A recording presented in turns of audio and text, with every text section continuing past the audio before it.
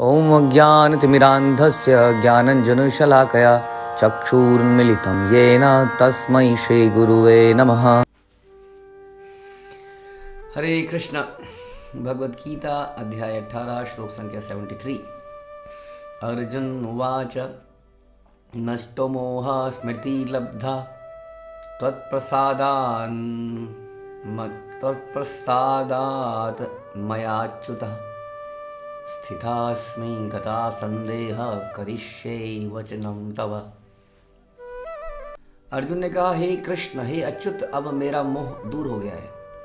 आपके अनुग्रह से मुझे मेरी स्मरण शक्ति वापस मिल गई है। अब मैं संशय रहित तथा दृढ़ हूँ और आपके आदेशानुसार कर्म करने के लिए उद्यत हूँ। तो इससे पिछले श्लोक में भगवान ने पूछा था, एक क्वेश्चन था कि क्या तुम्हें समझ में आया। अर्जुन यहाँ पर उसका आंसर दे रहे हैं। तो हमने बोला था कि कम्युनिकेशन कैसे क्लोज होती है। हमने कुछ मैं इन्फॉर्मेशन दी, सामने वाले ने बोला मेरे को ये समझ में आया, हमने बोला ओके और नॉट ओके, यानी कि हम भी फर्दर कंफर्म करते हैं ना। अभी तो अर्जुन कंफर्म कर रहे हैं कि मेरा नष्ट मोह हो चुका है, समाप्त हो चुका है। मोह किसको कहते हैं? मोह कहते हैं इल्यूज़न को। जब हम किसी चीज़ को यथार्थ रूप में नहीं देख पाते हैं तो हम मोहित हो जाते हैं। कहते हैं मोहित हो गया, इल्यूजनड हो गया, हमारी बुद्धि पे पर्दा पड़ गया। तो युद्ध के प्रारंभ में अर्जुन अपने सामने खड़े हुए लोगों को अपना संबंधी समझकर युद्ध नहीं लड़ना चाह रहे थे, जबकि वो एक क्षत्रिय थे और धर्म का युद्ध था। यदि कौरव राजा बने रहते तो समाज का सत्यानाश हो जाता, क्योंकि जो अपनी बहू को सबके सामने लाके नग्न करने का प्रयास कर सकते हैं वो बाकी लोगों के क्या साथ क्या करेंगे सोच सकते हैं। जो अपनी बहू को सबके सामने जो ऐसा व्यवहार कर सकते हैं सोच सकते हैं यदि वो लोग राजा बने होते तो क्या होता। ऐसा अर्जुन के अंदर ये समझ होनी चाहिए थी कि yes they are not entitled. हाँ, लेकिन फैमिली, ये बहुत सही है। हम भी अक्सर इल्यूजन हो जाते हैं इसी चक्कर में। फैमिली, बहुत सारे पाप कर्म हमारे आपस में हो जाते हैं, वी टॉलरेट, जो कि नहीं करना चाहिए। पूरी गीता भगवान ने उसके इस मोह को दूर करने के लिए बोली कि we should do what is our dharma. धर्म क्या है? जो भगवान बोलते हैं, जो हमारा स्वभाव है, जो हमारे लिए नियत कर्म है, जिसमें भगवान की प्रसन्नता है, उसको धर्म कहते हैं। ये सारी बातें। तो बहुत सारे क्वेश्चन आंसर हुए कि यदि हम धर्म को पालन नहीं कर पाएंगे तो क्या होगा, अगर हम अधूरे रह गए तो क्या हो गया, इस रास्ते में हम पूरा नहीं चल पाए, क्योंकि रास्ते में चलते चलते बहुत लोग हमें कंफ्यूज कर देते हैं, या कई बार रास्ता बड़ा कठिन लगने लगता है। हमें लगने लगता है इतना भी क्यों पालन करना है धर्म, मैं ही क्यों सारा धर्म पालन करूं, संसार में और भी तो हैं, बाकी लोग तो नहीं कर रहे हैं, वो तो मज़े कर रहे हैं, मेरे ऊपर आपने इतने सारे नियम डाल दिए हैं। तो ऐसे बहुत सारे क्वेश्चन आंसर होते रहे। हम लोगों ने भी बहुत सारी चर्चाएं करी। तो क्वेश्चन वास्तव में यह सब के लिए है कि क्या हमारा मोह दूर हो गया है। जिन्होंने पूरे श्लोक नहीं सुने हैं वो जाके फिर से सुन सकते हैं और फिर बता सकते हैं कि क्या मोह दूर हुआ है। लेकिन इंपॉर्टेंट चीज़ अब इस श्लोक में देखेंगे कि अर्जुन कहता है कि हे अच्युत, मेरा मोह तो दूर हो गया है। आपके अनुग्रह से मेरी स्मरण शक्ति आ गई है। मैं संशय रहित तथा दृढ़ हूँ और आपके आदेशानुसार कर्म करने के लिए उद्यत हूँ। हमें केवल अपना मोह दूर नहीं करना है। यहाँ पर अर्जुन कह रहे हैं कि अब मैं आपके आदेश के अनुसार कर्म करने के लिए तैयार हूँ। हम में से बहुत सारे लोगों को गीता समझ में आ जाती है, अगर कोई समझाए तो एटलीस्ट, लेकिन हम उस पर कुछ कार्य नहीं करते हैं। और वो कार्य कैसा होना चाहिए? वो कार्य क्या होना चाहिए? भगवान के आदेश के अनुसार कर्म करने के लिए उद्यत होना।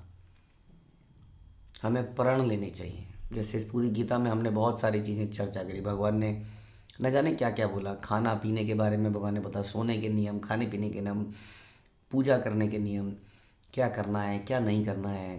भगवान ने बहुत कुछ बताया। इनको करने के लिए प्रण लेना, प्रयास करना, शक्ति लगाना, तब हम कह सकते हैं कि हमें समझ में आया है। इसलिए भगवान कहते हैं जन्म कर्म च मे दिव्यम एवं युवेति तत्वता। जानकारी बहुत सारे लोगों को है, लेकिन जानकारी इनफ नहीं है। Information without transformation is useless data, है ना। कोई ज्ञान जो हमारे अंदर ट्रांसफॉर्मेशन लेके ना आए, हमारा हृदय परिवर्तन ना करे, उस ज्ञान का कोई लाभ नहीं। इसलिए हम कहते हैं आधुनिक शिक्षा प्रणाली हमारे हृदय को परिवर्तित नहीं कर पाती है, जबकि जड़ित कर देती है और कठोर बना देती है। इसलिए वो विद्या प्रणाली गलत है, यूजलेस है।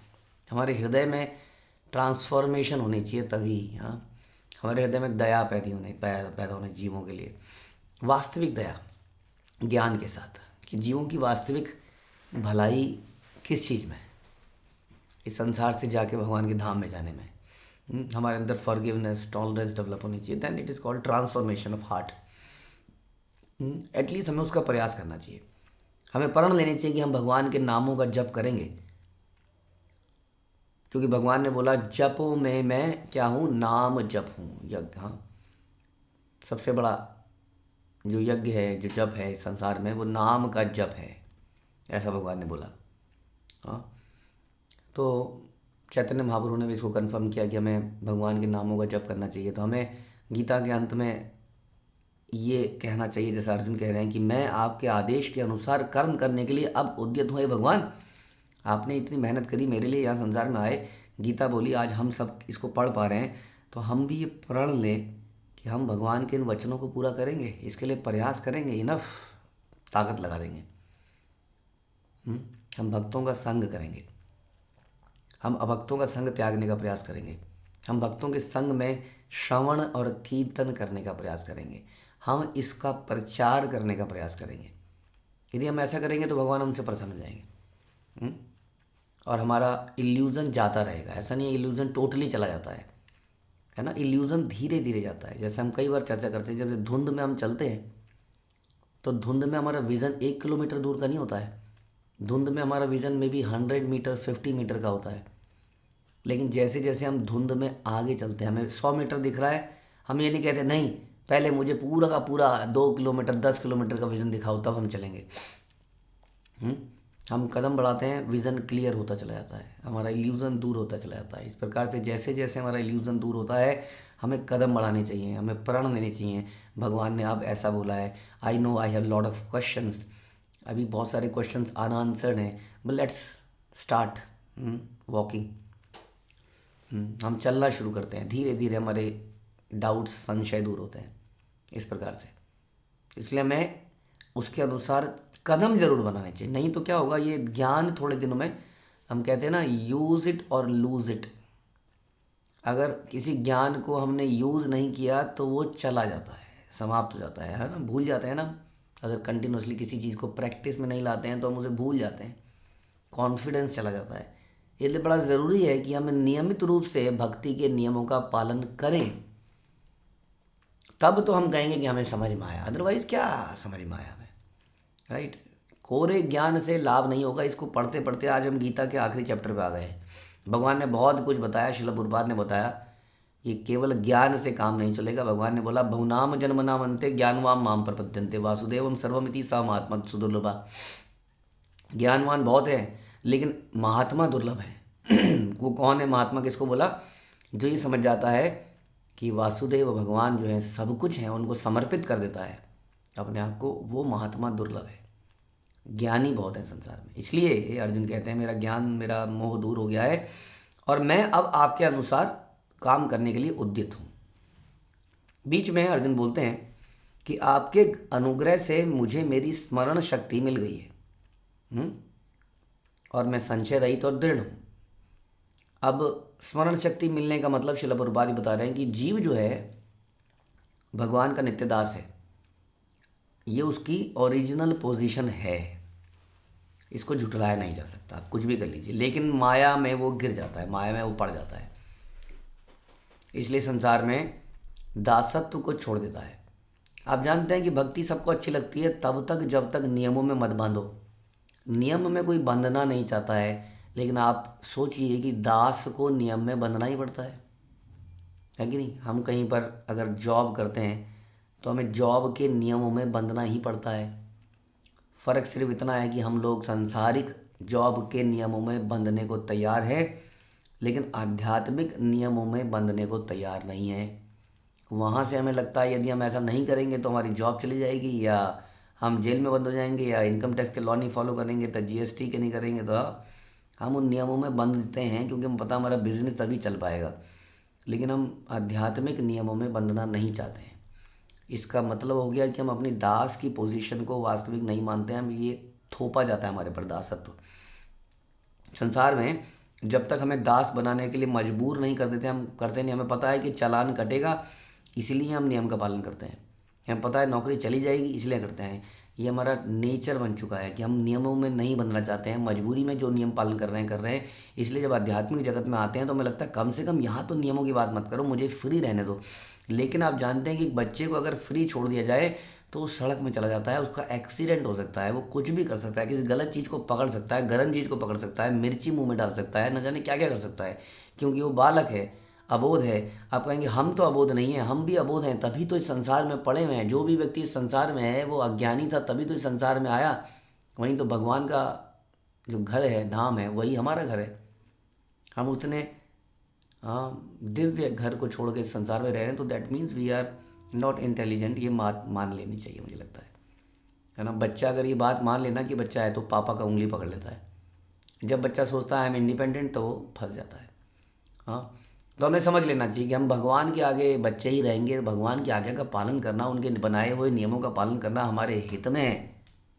ये बंधन हमारे हित के लिए है। यशोदा माँ ने कृष्ण को ओखल से बांधा था, गुस्से में नहीं, बल्कि ये सोच के कि लड़का बहुत ज़्यादा शैतानी कर रहा है और डर गया है।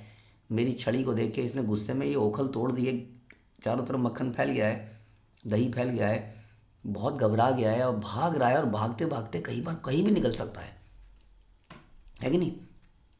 वो डर के मारे भाग रहा है। माँ पीछे से भाग रही है कि पकड़ लूँ, थोड़ा समझाऊंगी, प्यार से बात करूंगी, लेकिन वो तो बांध दे। तो बंधन भगवान के प्रेम था, माता का वात्सल्य प्रेम था। तो हमें जब हमारे माता पिता बंधन में डालते हैं तो हमारे लाभ के लिए, वैसे भगवान हमें बंधन में डालते हैं, हमें बंधन में बंधना चाहिए। इसलिए हमारा ओरिजिनल पोजीशन है, भगवान के दास हैं, लेकिन ये बंधन हम स्वीकार करते हैं संसार के लिए। हम संसार के दास बनने को तैयार हो जाते हैं, है ना। इसलिए संसार की सेवा करते हैं, लेकिन भगवान की सेवा नहीं करना चाहते। और यहाँ तक प्रभुपाद कह रहे हैं कि हम ईश्वर बन लेना चाहते हैं, हम ईश्वर ही बनना चाहते हैं वास्तव में। जब हम बंधना नहीं चाहते तो हम स्वराट रहना चाहते हैं, जबकि only Krishna is independent without any control over him. तो इस प्रकार से ये जो भावना है ये भगवान से कंपटीशन करने की है। इसलिए अर्जुन कहते हैं लेकिन मुझे मेरी स्मरण शक्ति मिल गई। इसका मतलब ये मेरे को ओरिजिनल अपनी पोजीशन याद आ गई है, जो कि ईश्वर क्या है, जीवेर स्वरूप है नित्य कृष्णदास। ये जो मेरी ओरिजिनल पोजीशन है अब मुझे याद आ गई है। हाँ, मेरी स्मरण शक्ति वापस मिल गई। Only this is the problem. ये हमारी ओरिजिनल पोजीशन है। हमें ऐसा नहीं कि हमें दास बनना है, समझिए, हमें दास बनना नहीं है, हम दास हैं भगवान के। और ये बड़ी अच्छी पोजीशन है, आप समझ लीजिए इस बात को। हाँ, इसका एग्जाम्पल हम दे सकते हैं। यदि कोई प्राइम मिनिस्टर का सेक्रेटरी हो तो क्या कहता है, I am secretary of prime minister, गर्व के साथ कहता है ना। वो क्या है, सर्वेंट ही हुआ ना एक तरह से, पर्सनल सर्वेंट, पर्सनल सेक्रेटरी। उसी तरह से जब हम भगवान के दास ही, कोई शर्मनाक बात नहीं है कि अरे हम दास ही बनना था क्या। ये भगवान तो दिव्य हैं, उनके दास उनके साथ आनंद लेते हैं अलग अलग स्वभावों में, रसों में। तो ये पोजीशन हमारी है, लेकिन हम इस पोजीशन को भूल जाते हैं संसार में आके, क्योंकि हम ईश्वर बनते हैं। हम सोचते हैं अब हम कहीं नहीं बंधेंगे, हम जो चाहे वो करना चाहते हैं, लेकिन हमें साथ हम कर नहीं पाते हैं, क्योंकि शरीर में सवेरे मल त्यागना पड़ता है, फिर भूख लग जाती है, फिर बीमारी पड़ जाती है। ऐसा लगता है कि बंधनों में डूबा हुआ है ये शरीर। फिर शारीरिक बंधन, सामाजिक बंधन, राष्ट्रीय बंधन, इनकम टैक्स के बंधन, पुलिस के बंधन, चारों तरफ बंधन ही बंधन है। लेकिन यदि हम भगवान के सर्वेंट बन जाएं, भगवान के बंधन में आ जाएं, तो इन सारे बंधनों से छुटकारा मिल सकता है। और वो बंधन जो है वो दिव्य है, क्योंकि इस संसार का बंधन शोषण है। यहाँ पर हमारा शोषण होता है संसार के अंदर, और उस संसार का बंधन दिव्य बंधन है। हाँ, ये जो भगवान के और भक्तों के रिश्ते हैं ये बड़े दिव्य हैं। यहाँ पे सर्वेंट बनना आनंद देता है, और इस संसार में सर्वेंट बनना कष्ट देता है। इसलिए इसको सोचते हुए लोग भगवान का भी सर्वेंट नहीं बनना चाहते हैं, या वो चाहते हैं यहाँ पर फंस जाएंगे, ये गुरु हमें दबा लेगा, ये फंसा लेगा। ऐसा नहीं है। वो भगवान की सेवा में हमें लगाते हैं, which is our transcendental position, our original constitutional position. इसलिए वो कहते हैं कि मेरी स्मरण शक्ति मेरे वापस आ गई है, आई एम क्लियर, इसलिए आप बोलिए और मैं करूँगा, दास की तरह आप आदेश दीजिए, आप कह रहे हैं, है ना। कितना बढ़िया श्लोक है ये। एक शिष्य की, एक भक्त की सही पोजीशन है कि भगवान आप आदेश दीजिए।